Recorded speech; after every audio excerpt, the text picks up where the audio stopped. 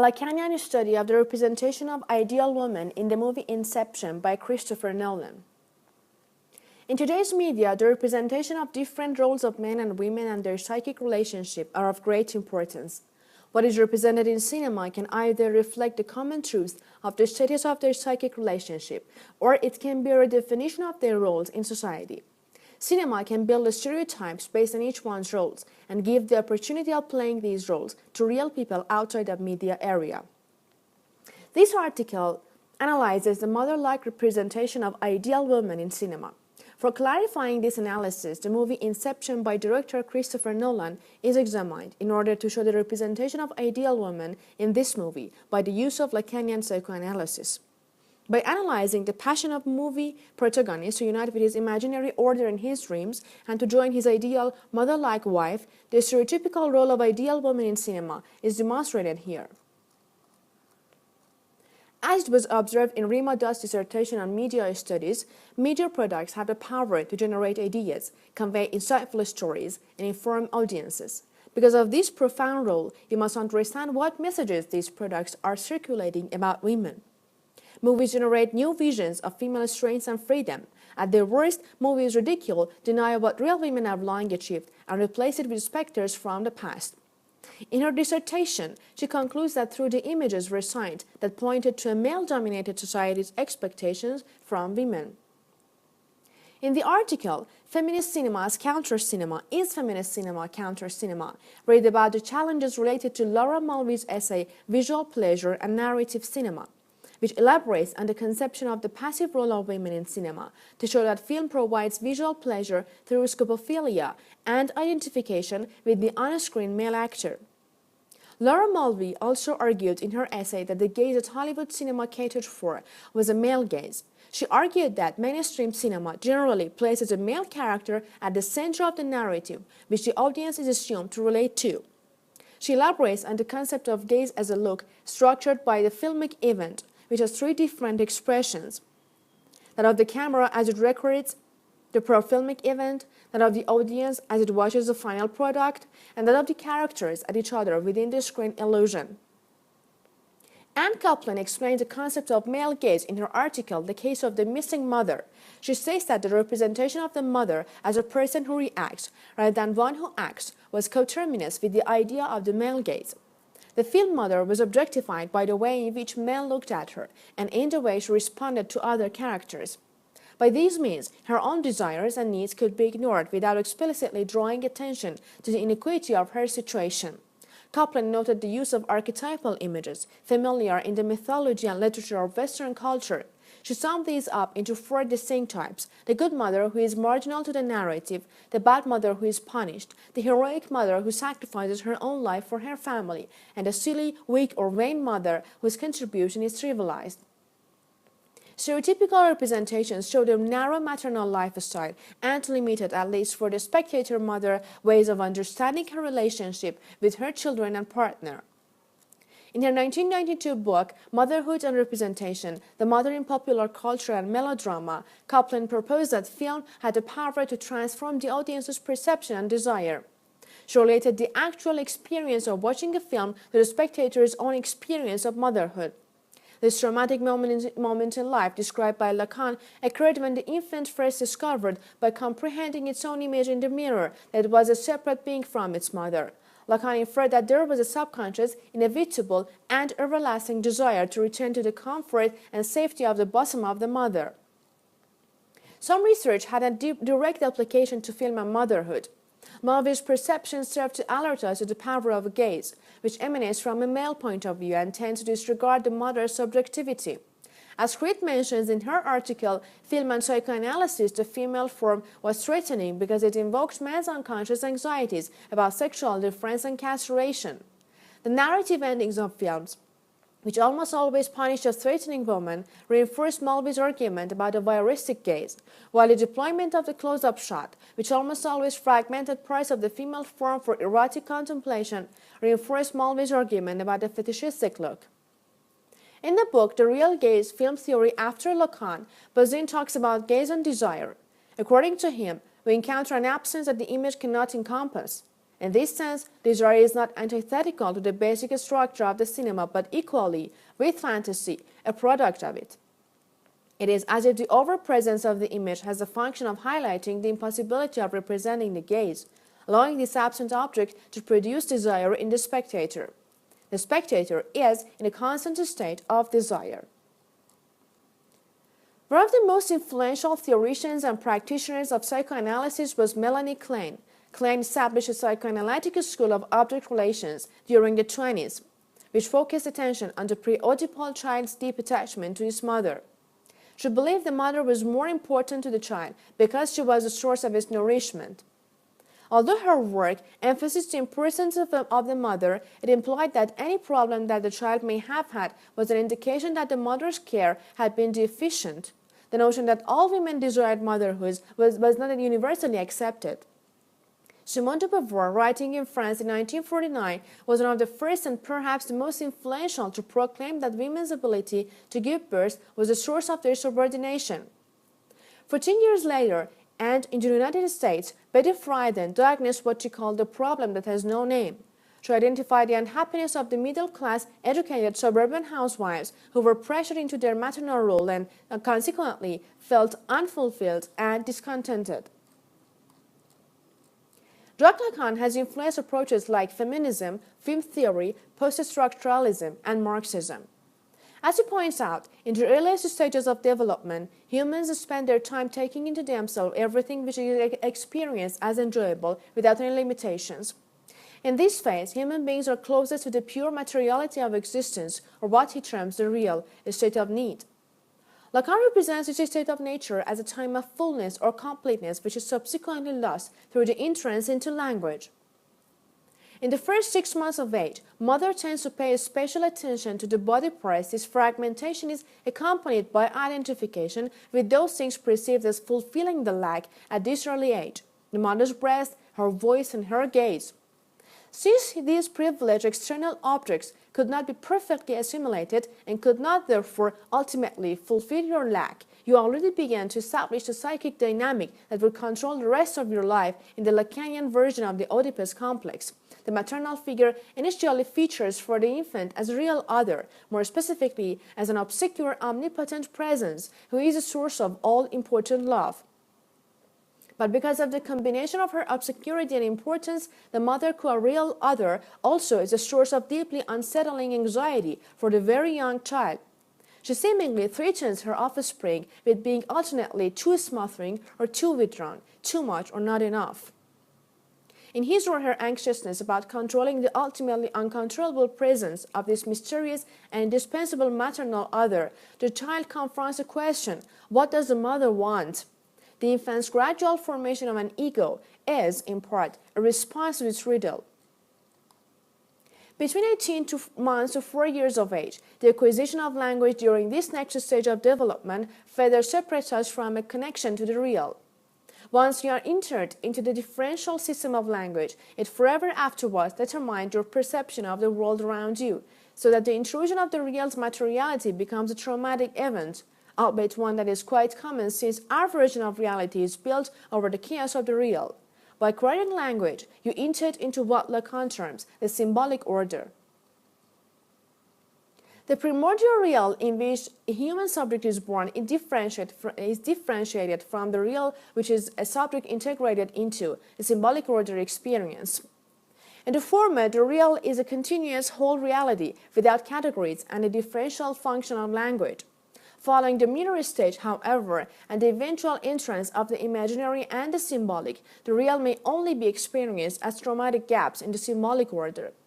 This state is touched by human beings in traumatic events like natural disasters, which effectively ruin the signification of everyday life and cause a rupture of something alien and unrecognizable, without the usual grammar of the symbolic that conditions how to make meaning of something and how to proceed.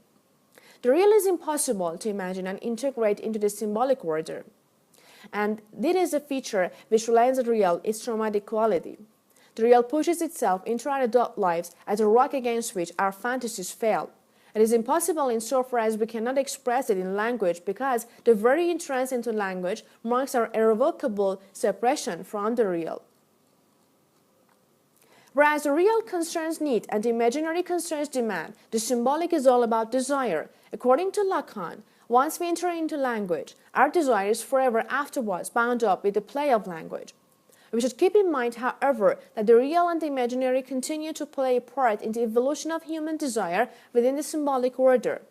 The fact that our fantasies always fail before the real, for example, ensures that we continue to desire. Desire in the symbolic order could, in fact, be said to be our way to avoid coming into full contact with the real, so that desire is ultimately most interested not in obtaining the object of desire, but in reproducing itself. For Lacan, love begins here. To make that love functionally realizable, the subject must reinscribe the narcissistic imaginary relation into the laws and contracts of the symbolic order. Desire has little to do with material sexuality for Lacan. It is caught up, rather, in social structures and strictures, in the fantasy version of reality that forever dominated our lives after our entrance into language. For this reason, Lacan writes that the unconscious is a discourse of the other. In constructing our fantasy version of reality, we establish coordinates for our desire. We situate both ourselves and our object of desire, as well as the relation between. Our desires therefore necessarily rely on lack, since fantasy, by definition, does not correspond to anything in the real. Our object of desire is a way for us to establish coordinates for our own desire. At the heart of desire is a misrecognition of fullness, where there is really nothing but a screen for our own narcissistic projections. It is that lack at the heart of desire that ensures we continue to desire. To come too close to our object of desire threatens to uncover the lack, which is necessary for our desire to persist, so that ultimately desire is most interested not in fully attaining the object of desire, but in keeping our distance, thus allowing desire to persist. Because desire is articulated through fantasy, it is driven to some extent by its own impossibility. In Freud's drive theory, sublimation amounts to a drive finding a means to secure satisfaction in the face of aim inhibition. But as Lacan observed, Freud also outly defines the aim of any and every drive as satisfaction. Therefore, how can a drive achieve satisfaction if its aim is inhibited? Lacan's response to this apparent Freudian contradiction is to put forward a distinction between the aim and goal of the drive as a metapsychological entity. While the aim of a drive can be and inevitably is inhibited, its true goal always is reached, and this because its goal is nothing other than enjoying the ceaseless movement of repetitively rotating around whatever blockages land on its path. Lacan distinguishes between desire and drive. An essential characteristic of desire is its restlessness, its ongoing agitated searching and futile striving. Whereas desire is stuck with its dissatisfied drifting from object to object and ever onward, drive derives a perverse enjoyment from this desire-fueled libidinal circling around the vanishing point of the impossible unattainable. There where desire is frustrated, drive is gratified. Drive gains its satisfaction through vampirically feeding off the dissatisfaction of desire. Dom Cobb is able to use his unique skills to his advantage. He can enter people's minds through their dreams and thereby learn their secrets. A Japanese businessman, Mr. Saito, has a somewhat different proposition for him. He wants Cobb to enter the mind of Robert Fisher Jr., who is about to inherit his father's massive business empire, to plant a simple notion to break up his father's business. In return, Saito will make it possible for Cobb to freely return to the U.S., where he is currently wanted by the police. As the intended deception grows ever more complex, Cobb has to deal with his own emotions and feelings of guilt, which are projecting themselves into the dream space. Cobb reveals to his colleague that he and Moll, his wife, went to limbo while experimenting with the dream-sharing technology. Sedated for a few hours of real time, they spent 50 years in dream time constructing a world from their shared memories. When Moll refused to return to reality, Cobb used a rudimentary form of Inception by reactivating her totem, reminding her subconscious that their world was not real. However, when she woke up, Moll was still convinced that she was dreaming. In an attempt to wake up for real, Moll committed suicide and framed Cobb for her death to force him to do the same. Facing a murder charge, Cobb fled to U.S. and leaving his children in the care of Professor Miles. Cobb has to deal with the eventual question of what is real and what is only a dream. In first scene of the movie, Mole says to him, "Come back to reality." Here is a tension between reality and dream. Both of these people had been drowned in a dream which had the closest form to the real order. The edge of their subconscious, the woman had been lost in this dream, was so close to this state, to see the real order, and after coming back to the symbolic order of society, she can never get adapted to its elements, and from her point of view, none of them, even her children, are real, and all are only projections of reality. She has been so close to the desire that by coming back to the symbolic order, understand the lack, and this is the time that death drive becomes gratified. Her husband, Cobb, has been with her in this journey, but he was a leader and had never lost his whole relationship with the symbolic order. He was not very much close to his desires and had never understood the lack inside it.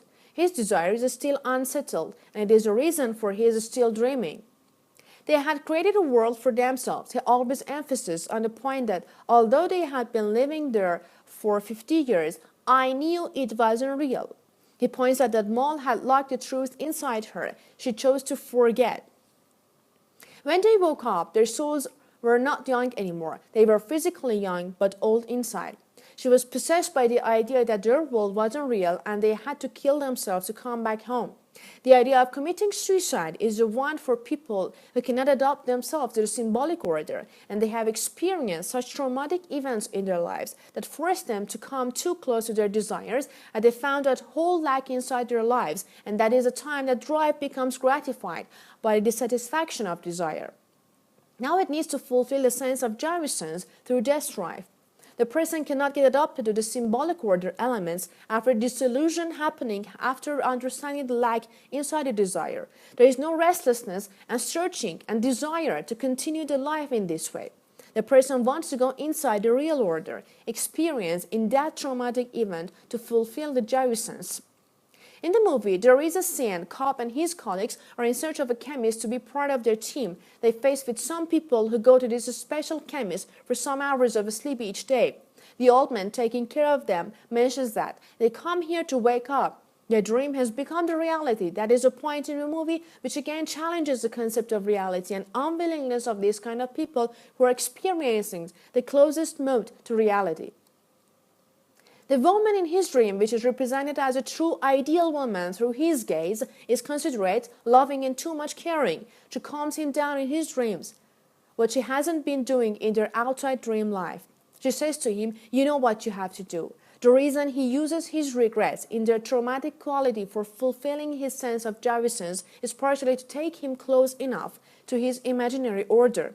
He acts as a newborn child who is just away from his imaginary order. What he really wants is reuniting with his mother, who has been substituted by his ideal I or ideal other in the role of his wife. He acts as a child next to his wife and begs her and cries for her. In man's idea, she was insane. This is his gaze and what he wants to be represented from his wife to ensure his own sanity. He also points out that she was scientifically proved sane enough, and he was the only person who knew she was insane. Mole asks him to choose to be real and choose her, but he cannot accept it and even look at his own children's faces because his desire of looking at their faces should never be fulfilled in order to face with them in his own sense of reality, the symbolic order. He confesses in front of her that the idea that you thought this world is real came from me. He says this to make everything understandable for his own. At this moment, he yells at his colleague that Mole is not crazy, because he knew in his heart that it was his own fault, that she wanted to stay in limbo. It is not about being crazy, it's about how much you believe in a world. Although he really loves to be with her, as his ideal mother-like wife really wants to have, and he is living in his fantasies to unite with her in his imaginary order, his dependencies are too much, and his desire is still unsettled. His children are living in his symbolic order, and that makes his desire unfulfilled. He feels guilty because of the idea that has planted in her subconscious, the idea that everything in this world was unreal and their dream world is real. In this movie, his colleagues want him to forgive himself and confront her because his sense of guilt makes her powerful. Again, that is another point of the symbolic order, which is a rule to suppress women as an element who raises the sense of guilt in man's inside in order to strengthen herself. But there is no answer to the question that what will happen to a woman whose life has been ruined by the guilt he had done to her? He knows inside that his wife is dead, but still he's living in his fantasies. Although the mother-like features of this woman, with the truth that she is living inside his dreams now, or that he has confined her in his dreams, leads us to this result that she has a role of an ideal woman with motherhood elements in his imaginary order. This feature provokes the idea in the spectator's mind that an ideal woman should fulfill the empty space of ideal mother in a man's imaginary order.